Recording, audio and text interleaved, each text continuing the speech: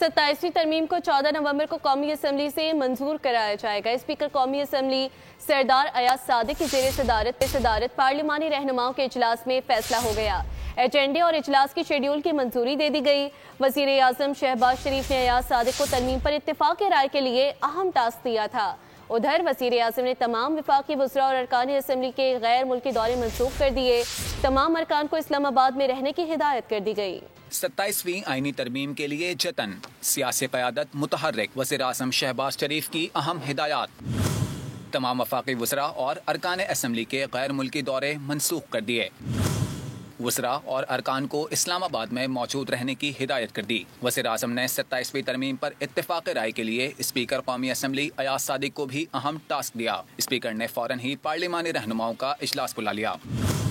इजलास में फैसला किया गया कि 27वीं आईनी तरमीम को 14 नवंबर को ही कौमी असम्बली से मंजूर कराया जाएगा। एजेंडे और इजलास के शेड्यूल की मंजूरी दे दी गई।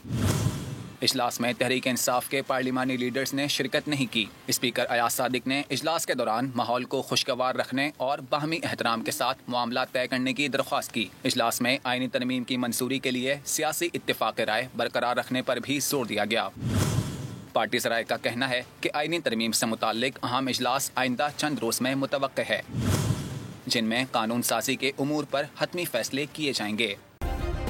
सब्सक्राइब करें और बेल दबाएं ताकि कोई खबर रह न जाए।